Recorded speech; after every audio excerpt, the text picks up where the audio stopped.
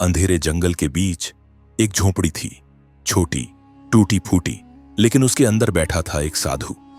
सालों से तन्हा, खुद में गुम, दुनिया की हर हलचल से दूर।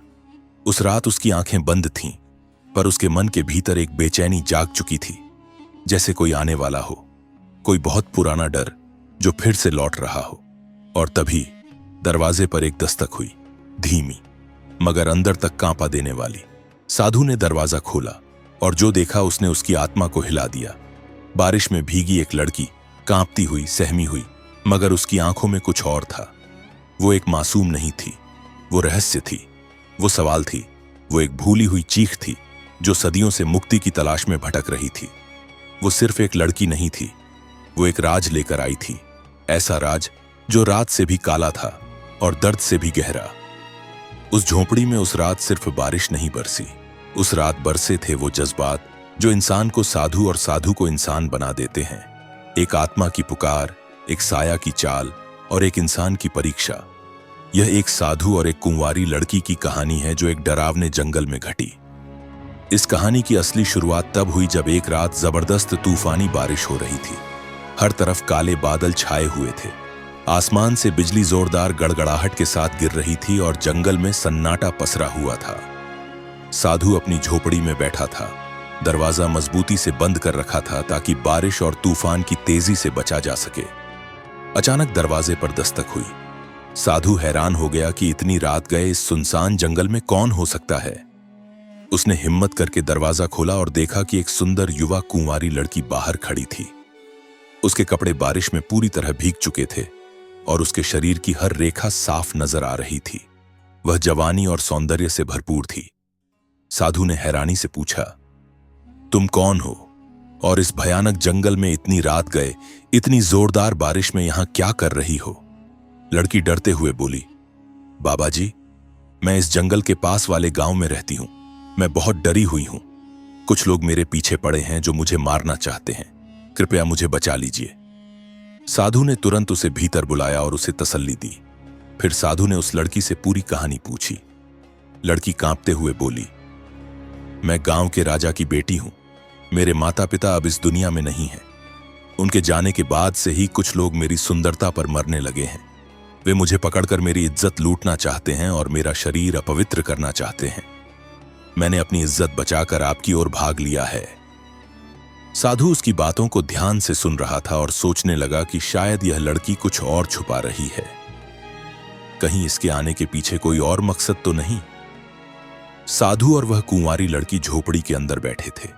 एक कोने में दीपक जल रहा था जिसकी धीमी रोशनी थी और बाहर तेज बारिश और तूफान जारी था। हर तरफ सन्नाटा था। साधु कई वर्षों से अकेले रह रहा था, लेकिन आज उसकी झोपड़ी में एक सुंदर लड़की थी। वह खुद को रोकने की कोशिश कर रहा था कि कहीं किसी मुसीबत में न पड़ जाए। इतने में लड़की बोली, क्या आप मुझे आज रात अपनी झोपड़ी में रहने देंगे? साधु, जो पहले से यही चाहता था, खुश होकर बोला, हाँ बिल्कुल, आज रात तुम मेरी झोपड़ी में रह सकती हो। रात बहुत काली थी, बारिश थमने का नाम नहीं ले रही थी। लड़की चटाई पर लेट गई, लेकिन साधु को नींद नहीं आ रही थी। उसका मन बेचैन था और उसके भीतर अजीब सी हलचल मची थी। वर्षों से दबे हुए भावनाएं जाग उठी थीं। जवानी और प्रेम की भावना उमड़ रही थी। वह सोचने लगा, यह रात कैसे गुजरेगी? मैं क्या करूंगा? वह आंखें बंद कर सोने की कोशिश करता है, लेकिन नींद नहीं आती। तभी किसी के रोने की आवाज आई। साधु चौंक गया और तुरंत लड़की के पास गया। उसने देखा कि लड़की रो रही थी। साधु ने पूछा, क्या हुआ? तुम क्यों रो रही हो? लड़की डरते हुए बोली, मेरे साधु, कुछ ऐसा हुआ है जो मैं किसी को नहीं बता सकती। यह सुनकर साधु हैरान रह गया और बोला, ऐसी क्या बात है जो तुम मुझसे नहीं बता सकती? आखिर कौन सा रहस्य छुपा रही हो तुम? लड़की कांपते हुए बोली, मैं कोई अच्छी लड़की नहीं हूं। मैं बुरी हूं। मैं अच्छे काम नहीं करती। मैं बहुत प्यासी हूं। फिर उसने एक ऐसी बात कह दी जिससे साधु का खून जम गया। वह साधु की ओर देखकर बोली, मैं कोई आम लड़की नहीं हूं। मैं एक भटकी हुई आत्मा हूं। यह सुनते ही साधु के शरीर में डर की लहर दौड़ गई और उसके पैरों तले जमीन खिसक गई। वह घबराकर बोला, अगर तुम आत्मा हो तो यह कैसे संभव है? तुम इस रूप में कैसे यहां आ सकती हो? लड़की ने धीरे धीरे अपनी कहानी बतानी शुरू की। यह बहुत पुरानी बात है। मैं एक रानी थी, लेकिन एक आदमी मुझसे शादी करना चाहता था जिसे मैं पसंद नहीं करती थी। उसने मुझे पाने के लिए काला जादू किया और मैं उसके जाल में फंस गई। उसने जबरदस्ती मुझसे शादी कर ली, लेकिन मैंने अपनी इज्जत को कभी नष्ट नहीं होने दिया। मैंने उसे अपनी शादी की पहली रात खुद से दूर रखा। वह गुस्से में पागल हो गया और मुझे मारने लगा। जब वह मुझे मार रहा था, तब उसने कहा था कि मेरी आत्मा तब तक मुक्त नहीं होगी जब तक मैं किसी नेक इंसान यानी एक साधु के साथ हमबिस्तर न हो जाऊं। यह सुनकर साधु कांपते हुए लड़की की ओर देखने लगा। लड़की ने उसका हाथ पकड़ा और कहा, मैं झूठ नहीं बोल रही।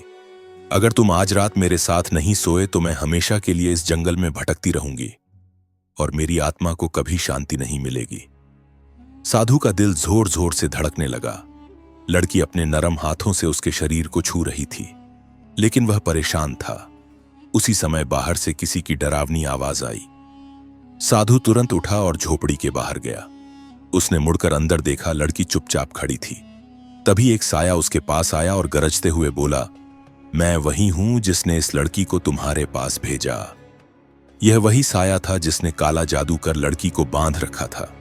वह जोर से हंसा और बोला, साधु, तुम मेरे जाल में फंस चुके हो, अब तुम नहीं बच सकते। साधु बोला, तेरा काला जादू मुझ पर असर नहीं करेगा। तूने सोचा था कि मैं एक सुंदर लड़की को देखकर बहक जाऊंगा, लेकिन नहीं। यह सुनकर लड़की ने अपनी नजरें झुका ली, जैसे उसे भी शर्म आने लगी हो। साया फिर बोला, तेरे अंदर भी इंसानी भावनाएं हैं, तू मेरे जाल से नहीं बच सकता। साधु ने आंखें बंद की, ऊपर आसमान की ओर देखा और बोला, हे शैतान, मैं तेरे जाल में कभी नहीं फंसूंगा। लड़की की आंखों में आंसू आ गए और वह सोचने लगी, मैं यह क्या कर रही हूं? यह लड़ाई सिर्फ मेरी है और मैं खुद इससे लड़ूंगी। फिर उसने अपनी आंखें बंद कर लीं और शांति से सोने की कोशिश की। उसी पल साया गरजते हुए बोला, क्या तुम मुझे हराने के लिए तैयार हो?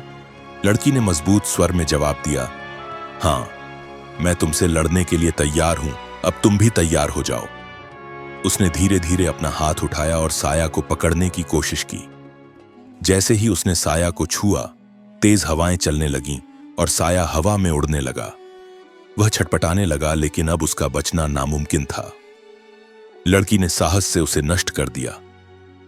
सब कुछ खत्म होने के बाद उसने धीरे से अपनी आंखें खोलीं और सामने साधु को खड़ा पाया। उसकी आंखों में शर्म थी और उसे एहसास हुआ कि वह गलत रास्ते पर जा रही थी।